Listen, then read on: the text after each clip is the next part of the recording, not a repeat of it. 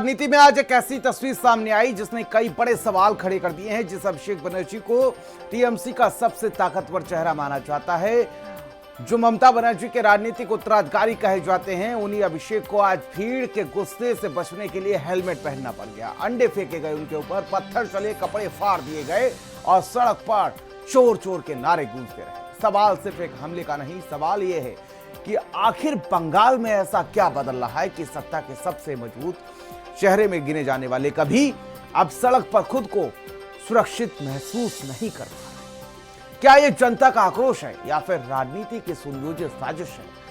इसी बड़े सवाल पर देखिए हमारी खास रिपोर्ट।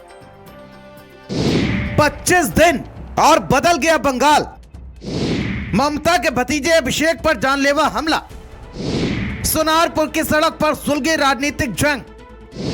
सियासत में धधकी आग, क्या बीजेपी जिम्मेदार?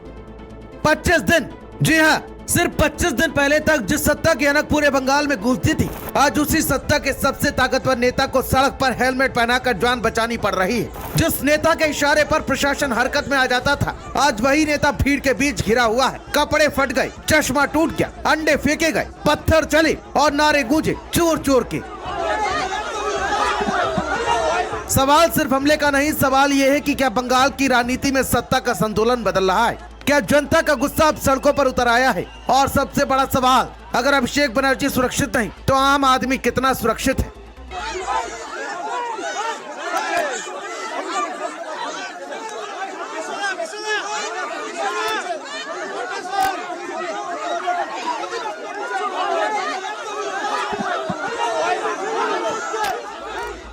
ये तस्वीरें सिर्फ एक हमला नहीं, तस्वीरें बंगाल की बदलती राजनीति का विस्फोटक ट्रेलर है। सोनारपुर की गलियों में टीएमसी के युवराज ममता बनर्जी के सबसे भरोसेमंद सिपाही सालार और पार्टी के नंबर 2 के चेहरे अभिषेक बनर्जी पहुंचे थे, लेकिन स्वागत फूलों से नहीं गुस्से से हुआ। भीड़ पहले से ही तैयार थी, नारे तैयार थे, विरोध तैयार था और देखते देखते माहौल विस्फोटक हो गया।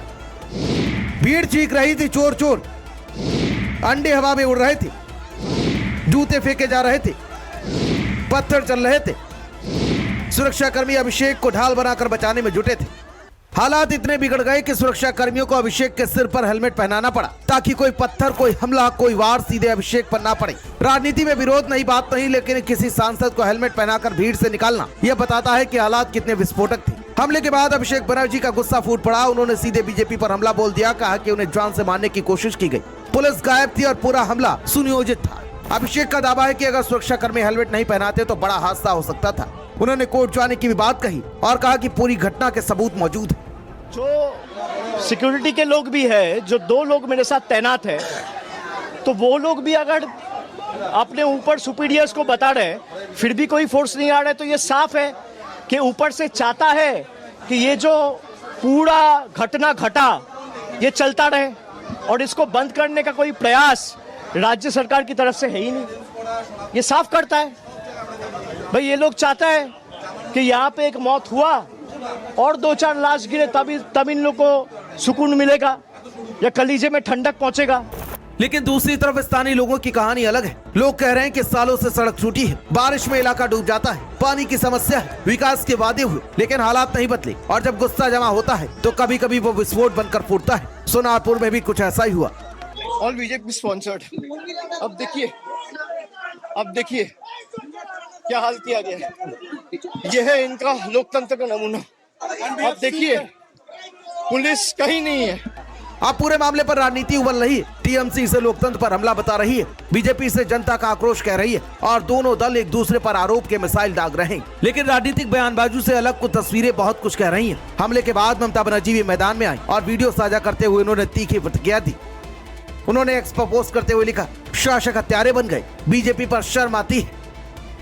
तो वहीं दूसरी तरफ समाजवादी पार्टी प्रमुख अखिलेश यादव ने इस घटना की निंदा करते हुए लिखा, बंगाल में टीएमसी के महत्वपूर्ण नेता अभिषेक बनर्जी पर जानलेवा हमला करवाकर बीजेपी सरकार ने साबित कर दिया कि वह नफरत और हिंसक राजनीति के सिवा कुछ नहीं कर सकती। इतने संवेदनशील माहौल में पुलिस की नाकामी साजिश की ओर इशारा करती है, ये घोर निंदनीय है। सवाल सिर्फ अभिषेक बनर्जी पर हमले का नहीं, सवाल बंगाल की राजनीति का है, जहां विरोध अब बहस से निकलकर सड़क पर पहुंच चुका है। और अगर लोकतंत्र में संवाद की जगह टकराव ले ले तो हार किसी पार्टी की नहीं, पूरे लोकतंत्र की होती है। स्पेशल डेस्क, भारत समाचार।